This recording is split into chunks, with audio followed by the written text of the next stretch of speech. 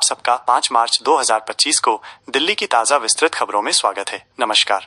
दिल्ली प्रदूषण नियंत्रण समिति ने अपनी नवीनतम बोर्ड बैठक में जल के नमूनों की वास्तविक समय पर जांच के लिए सरकारी कॉलेजों और दिल्ली जल बोर्ड की प्रयोगशालाओं को राज्य प्रयोगशालाओं के रूप में मान्यता देने का प्रस्ताव रखा। वर्तमान में डीपीसीसी के पास शहर में केवल एक राज्य प्रयोगशाला है, जहां यमुना जल निकायों, सीवेज उपचार संयंत्रों, अपशिष्ट उपचार संयंत्रों और अन्य से लिए गए सभी जल नमूनों का परीक्षण किया जाता है। शायद मेरा समय खराब, लेकिन मैं समय हूँ। ओवर स्मार्ट समय रैना के कनाडा वाले मजाक पर सुप्रीम कोर्ट की नाराजगी। समय रैना का सीधे नाम लिए बिना न्यायमूर्ति सूर्यकांत ने युवा पीढ़ी की आलोचना करते हुए कहा कि वे अति चतुर हैं तथा उन्हें सर्वोच्च न्यायालय के अधिकार क्षेत्र के बारे में जानकारी नहीं है। पॉडकास्टर रणवीर इलाहाबादिया की याचिका पर सुनवाई करते हुए सुप्रीम कोर्ट ने सोमवार को कॉमेडियन समय रैना की कनाडा में अपने लाइव शो के दौरान इंडियाज गॉट लेटेंट विवाद पर की गई टिप्पणी पर कड़ी आपत्ति जताई। रैना के यूट्यूब शो का एक वीडियो वायरल होने के बाद दोनों यूट्यूबर्स को कड़ी आलोचना का सामना करना पड़ा, जिसके कारण अलग अलग शहरों में कई एफआईआर दर्ज की गईं। प्रधानमंत्री मोदी ने समावेशी विकास को बढ़ावा देने के लिए सुधारों के साथ साथ नीतियों में निरंतरता का आश्वासन दिया। यूएई ऑस्ट्रेलिया के खिलाफ सेमीफाइनल मुकाबले से पहले टीम इंडिया के प्रशंसकों ने दिखाया जोरदार समर्थन। विदेश मंत्रालय एमईए ने सोमवार को दिल्ली उच्च न्यायालय को बताया कि उत्तर प्रदेश के बांदा जिले की देखभाल करने वाली शहजादी शब्बीर खान 30 को 15 फरवरी को फांसी दे दी गई, जिसे पिछले साल संयुक्त अरब अमीरात में 4 महीने के शिशु की कथित हत्या के लिए मौत की सजा सुनाई गई थी। शास्त्री पार्क क्षेत्र में यमुना ब्रिज के पास झोपड़ियों के निवासी 2 मार्च को बेदखली नोटिस मिलने के बाद अपने घर छोड़ रहे हैं। नियोजित ध्वस्तीकरण अभियान ने विस्थापित निवासियों के बीच चिंता पैदा कर दी है, जो अपने भविष्य तथा राजनीतिक दलों और सरकारी प्राधिकारियों से समर्थन की कमी को लेकर चिंतित हैं। सुप्रीम कोर्ट ने हाल ही में bar council of India BCI द्वारा पारित एक आदेश को रद्द कर दिया, जिसमें लॉ फर्म धीर एंड धीर एसोसिएट्स के संस्थापक साझेदार आलोक धीर और मनीषा धीर पर पेशेवर कदाचार का आरोप लगाने वाले एक वादी द्वारा दायर पुनरीक्षण याचिका को खारिज कर सर्वोच्च न्यायालय ने बीसीआई को मामले की पुनः जांच करने और 6 महीने के भीतर नया आदेश पारित करने का निर्देश दिया है। दिल्ली उच्च न्यायालय ने हाल ही में एक अज्ञात हैकर द्वारा डेटा चोरी और जबरन वसूली के प्रयास से जुड़े मामले में निवाबूपा हेल्थ इंश्योरेंस कंपनी लिमिटेड को अंतरिम राहत प्रदान की। न्यायमूर्ति मिनी पुष्करना ने संवेदनशील ग्राहक डेटा के प्रसार को रोकने और साइबर हमले के पीछे अपराधियों की पहचान करने के लिए कई निर्देश जारी किए। उच्चतम न्यायालय ने सोमवार को दिल्ली सरकार से सुखदेव यादव उर्फ पहलवान की सजा माफी याचिका पर 2 सप्ताह में निर्णय लेने को कहा। पहलवान 2002 के नीतीश कटारा हत्याकांड में बिना किसी छूट के 20 साल की जेल की सजा काट रहा है। कैसे एम्स दूध बैंक समय से पहले जन्मे बीमार बच्चों के लिए जीवन रेखा है। दान किए गए स्तन दूध से समय से पहले जन्मे शिशुओं में सेप्सिस का खतरा फॉर्मूला दूध की तुलना में 19% तक कम हो सकता है। दिल्ली विश्वविद्यालय के पाठ्यक्रम में मनुस्मृति और बाबरनामा को लेकर विवाद। नई दिल्ली दिल्ली विश्वविद्यालय में इतिहास के पाठ्यक्रम में प्राचीन संस्कृत ग्रंथ मनुस्मृति को शामिल करने पर फिर से बहस छिड़ गई है। पिछले साल विधि पाठ्यक्रम में इस ग्रंथ को शामिल करने के प्रस्ताव का कड़ा विरोध हुआ था, जिसके कारण कुलपति योगेश सिंह को विश्वविद्यालय की कार्यकारी परिषद में अनुमोदन के लिए रखे जाने से एक रात पहले प्रस्ताव वापस लेना पड़ा। दिल्ली उच्च न्यायालय ने स्थिति को शांत करने के लिए समिति गठित की, छात्रों के निलंबन पर रोक लगाई। दिल्ली उच्च न्यायालय ने मंगलवार को निर्देश दिया कि जामिया मिलिया इस्लामिया जेएमआई में छात्रों के हालिया विरोध प्रदर्शन के बीच स्थिति को शांत करने के लिए एक समिति गठित की जाए। शीर्ष उद्योग संगठन roller floor millers federation of India के सीजन के अंतिम अनुमानों के अनुसार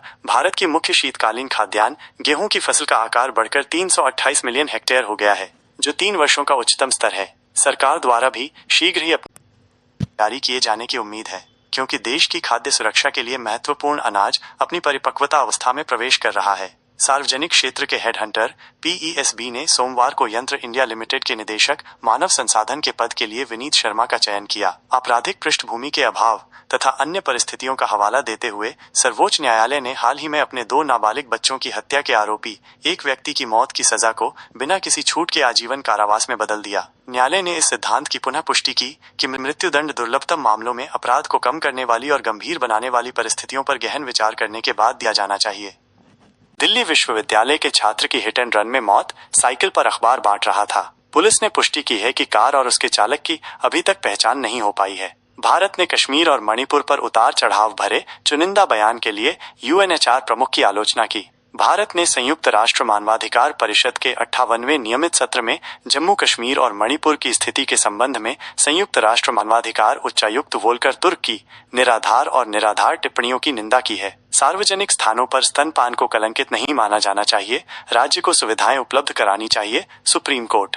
न्यायालय ने कहा, राज्य का दायित्व है कि वो माताओं को अपने बच्चों को स्तनपान कराने में सुविधा प्रदान करने के लिए पर्याप्त सुविधाएं और वातावरण सुनिश्चित करे। दिल्ली MCD 3 बाजारों की सफाई का काम आउटसोर्स करने जा रही है। दिल्ली नगर निगम MCD वाणिज्यिक केंद्रों में सफाई और स्वच्छता मानकों में सुधार के लिए अपने अधिकार क्षेत्र के तहत प्रमुख बाजारों की सफाई और स्वच्छता को आउटसोर्स करने की योजना बना रहा है, वरिष्ठ नागरिक निकाय अधिकारियों ने रविवार को कहा।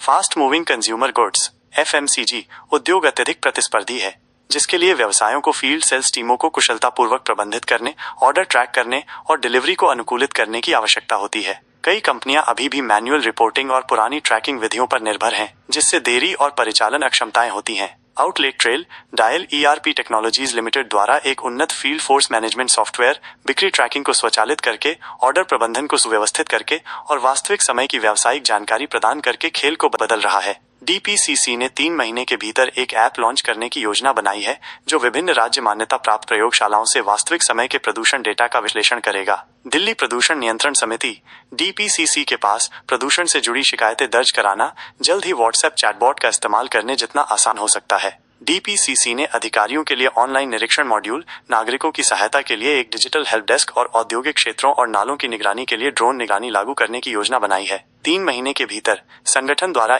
एक ऐप या सॉफ्टवेयर लॉन्च किए जाने की उम्मीद है, जो विभिन्न राज्य मान्यता प्राप्त प्रयोगशालाओं से वास्तविक समय के प्रदूषण डेटा का विश्लेषण करेगा। दिल्ली उच्च न्यायालय मंगलवार को प्रवर्तन निदेशालय द्वारा दर्ज एक मामले में 3,600 करोड़ रुपए के अगस्ता वेस्टलैंड हेलीकॉप्टर सौदे में कथित बिचौलिए ब्रिटिश नागरिक क्रिश्चियन मिशेल जेम्स की जमानत याचिका पर आदेश पारित करेगा। दिल्ली विश्वविद्यालय के Shri Guru Gobind Singh college of commerce के वाणिज्य विभाग के उत्सव में कॉमेडी, कंटेंट और वायरल के साथ साथ डांस का तड़का भी लगा। जल्लाद का फंदा हटाया जाए, उसे अंत तक जेल में रहने दिया जाए। सुप्रीम कोर्ट ने बच्चों की हत्या करने वाले पिता की मौत की सजा कम की। भूमि के अभाव तथा अन्य परिस्थितियों का हवाला देते हुए सर्वोच्च न्यायालय ने हाल ही में अपने 2 नाबालिग बच्चों की हत्या के आरोपी एक व्यक्ति की मौत की सजा को बिना किसी छूट के आजीवन कारावास में बदल दिया। न्यायालय ने इस सिद्धांत की पुनः पुष्टि की कि मृत्युदंड दुर्लभतम मामलों में अपराध को कम करने वाली और गंभीर बनाने वाली परिस्थितियों पर गहन विचार करने के बाद दिया जाना चाहिए। दिल्ली उच्च न्यायालय ने फोनोग्राफिक परफॉर्मेंस लिमिटेड PPL के पक्ष में एक अस्थायी निषेधाज्ञा जारी की है, जिसके तहत कई रेस्तरां चलाने वाली company azure hospitality private limited को अपने रेस्तरां परिसर में PPL के कॉपीराइट वाले गाने बजाने से रोक दिया गया है। FMCG बिक्री में बदलाव डायल ERP टेक्नोलॉजीज लिमिटेड द्वारा आउटलेट ट्रेल किस तरह व्यवसाय को आसान और अधिक लाभदायक बना रहा है। दिल्ली उच्च न्यायालय ने आत्महत्या के लिए उकसाने के एक मामले में एक व्यक्ति की गिरफ्तारी को अवैध घोषित कर दिया, क्योंकि न्यायालय ने पाया कि गिरफ्तारी ज्ञापन में न तो गिरफ्तारी के आधार का कॉलम था और न ही गिरफ्तारी के समय उसे अलग से आधार बताए गए थे। घर में घुसकर गैंग ने सो रहे व्यक्ति के प्राइवेट पार्ट को विकृत किया।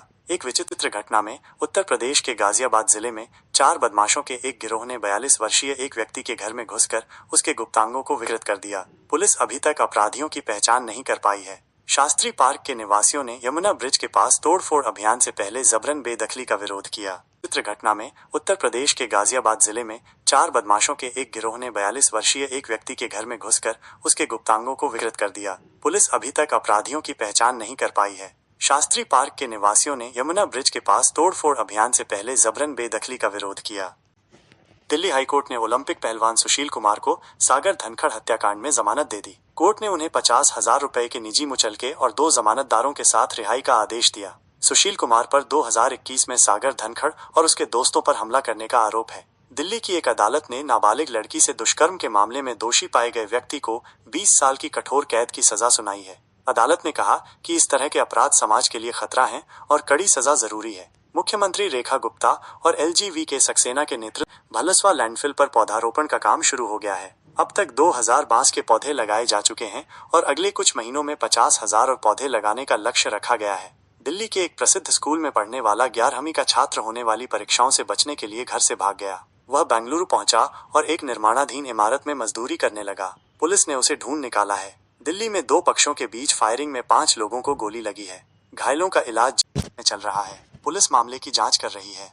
दिल्ली की मुख्यमंत्री रेखा गुप्ता और आर्ट ऑफ लिविंग के संस्थापक श्री रविशंकर ने यमुना नदी की सफाई का संकल्प लिया। एक कार्यक्रम में मुख्यमंत्री ने नदी के किनारे एक सुंदर रिवर फ्रंट बनाने और महाआरती आयोजित करने की घोषणा की। दिल्ली के ज्योति नगर में 2 गुटों के बीच अंधाधुंध फायरिंग हुई, जिसमें कई लोग घायल हो गए। दिल्ली एयरपोर्ट पर AI तकनीक का प्रयोग किया जा रहा है। तापमान दिल्ली के समय तापमान में वृद्धि हो रही है और लोगों को गर्मी का एहसास हो रहा है। रात के समय तापमान में थोड़ी गिरावट हो सकती है। तेज हवाएं चलने की संभावना है। हवा की गति में बदलाव देखा जा सकता है। आप सबको फिर मिलेंगे दिल्ली की नई नई खबरों के साथ। आप सबका दिन शुभ हो। नमस्कार।